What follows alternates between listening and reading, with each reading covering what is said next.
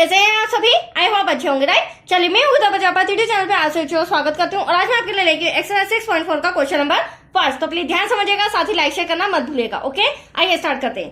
देखिए क्या कहना है इस क्वेश्चन में। मान लीजिए त्रिभुज एबीसी समरूप है त्रिभुज डीईएफ के। तो ये रहा आपके सामने ड्रॉ त्रिभुज एबीसी का और ये रहा ड्रॉ त्रिभुज डीईएफ का, और इनके क्षेत्रफल क्रमशः 64 सेंटीमीटर स्क्वायर और 121 सेंटीमीटर स्क्वायर है। यदि EF बराबर है 15.4 सेंटीमीटर तो BC ज्ञात कीजिए। तो देखो बच्चों, सबसे पहले तो हमें दे रखा है पहले त्रिभुज ABC जिसका क्षेत्रफल दे रखा है 64 सेंटीमीटर स्क्वायर और 121 सेंटीमीटर स्क्वायर दे रखा है त्रिभुज DEF का क्षेत्रफल। अब हमें इसमें EF मतलब कि यहां से यहां तक मेजरमेंट दिया है। कितना दिया है बच्चों?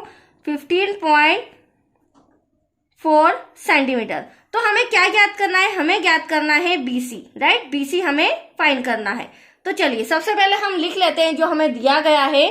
तो दिया गया है त्रिभुज ABC समरूप है, दिया गया है त्रिभुज ABC समरूप है त्रिभुज DEF के, राइट? ये दोनों त्रिभुज समरूप है। और दो त्रिभुज समरूप कब होते हैं बच्चों? जब उनके क्षेत्रफलों का अनुपात इनकी संगत भुजाओं के अनुपात के वर्ग के बराबर होता है, तब दो त्रिभुज आपस में समरूप होते हैं, राइट? तो चलिए प्रमेय 6.6 के अनुसार हम लिख लेते हैं। प्रमेय 6.6 क्या कहती है? हम जानते हैं कि दो समरूप त्रिभुजों के क्षेत्रफलों का अनुपात इनकी संगत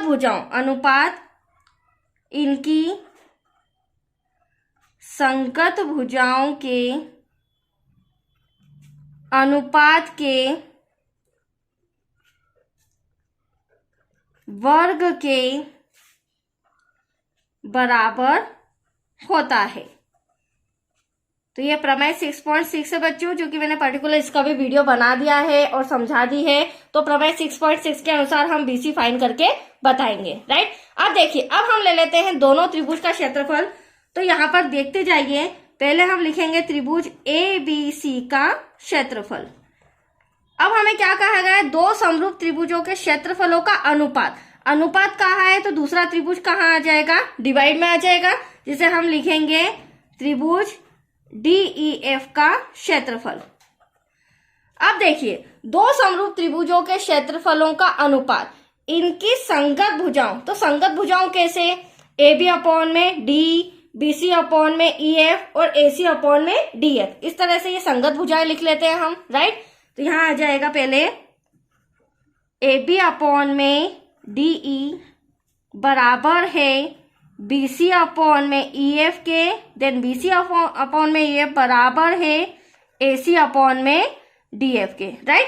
अब क्या है? इनके संगत भुजाओं के, ये रही संगत भुजाएं, संगत भुजाओं के अनुपात के वर्ग के बराबर। तो वर्ग लगा देते हैं, तो ये होल स्क्वायर हो जाएगा पर्टिकुलर सबका।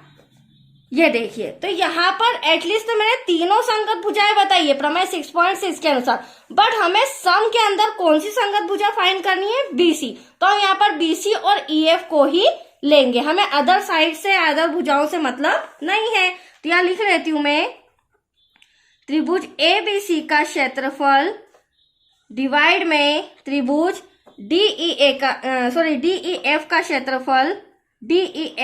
क्षेत्रफल बराबर क्या लिखेंगे बच्चों? BC अपॉन में EF। ये हो जाएगा होल स्क्वायर। यहां तक कोई डाउट आपको? अब हम क्या करेंगे? BC तो हमें फाइंड करना है, इन दोनों क्षेत्रफल के प्लेस पर हम क्या कर देते हैं? 64। तो यहां पर आ जाएगा 64। ABC का क्षेत्रफल हमें 64 दे रखा है त्रिभुज ABC का, और DEF का हमें दे रखा है 121। इक्वल्स टू में देखो, BC तो हमें फाइंड करना है, बट EF हमें दे रखा है 15.4। ये हो गया हमारा होल स्क्वायर। नेक्स्ट स्टेप में क्या करेंगे? ये स्क्वायर हटाएंगे और यहाँ पर वर्गमूल लगा देंगे, राइट? तो √64 डिवाइड में 121, जो कि मैं यहाँ लिख रही हूं, मैंने स्क्वायर हटा दिया और √ लगा दिया। 64 डिवाइड में 121 इक्वल्स टू यहाँ पर बचा हमारा सिंपल BC। देन डिवाइड में 15.4, क्योंकि स्क्वायर हट चुका है, राइट बच्चों। अब क्या करेंगे, नेक्स्ट स्टेप, यहाँ पर स्क्वायर है तो 64 का स्क्वायर रूट क्या होता है, ये होता है 8 मल्टीप्लाई बाय 8, जिसमें से एक पेयर बाहर आ जाएगा, यहाँ पर आ जाएगा 8, और 121 का स्क्वायर रूट वर्गमूल होता है 11, राइट बच्चों। यहाँ पर BC डिवाइड में 15.4। अब क्रॉस मल्टीप्लीकेशन करके हम BC फाइंड कर लेते हैं, बहुत ही सिंपल सा है ये हमारा।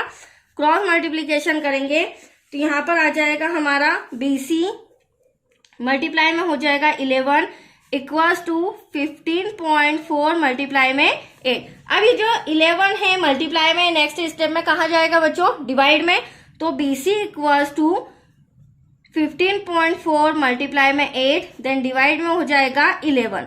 अब देखिए इसे कैंसल करते हैं तो ध्यान से देखिएगा, 11 वन जा 11, ऊपर भी कैंसल हो जाएगा, 11 वन जा 11, बचा यहाँ पर 4, 44 हो गया, 11 4 जा 44। हमारे क्वेश्चन में एक अंक आगे पॉइंट है तो यहाँ पर भी एक अंक आगे पॉइंट, तो at least BC equals to 1.4 multiply by 8, तो BC इक्वल्स टू 14 का 8 में मल्टीप्लाई करेंगे, दैट्स योर आंसर 112।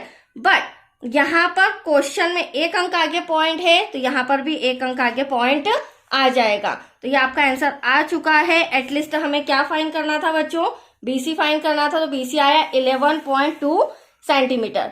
तो आया आपको समझ में, बहुत ही सिंपल सा सम था, बट इसके लिए आपको प्रमेय 6.6 समझना जरूरी है। ओके, तो चलिए आज के लिए इतना ही, नेक्स्ट वीडियो मिलेगा क्वेश्चन सेकंड से रिलेटेड। ओके बच्चों।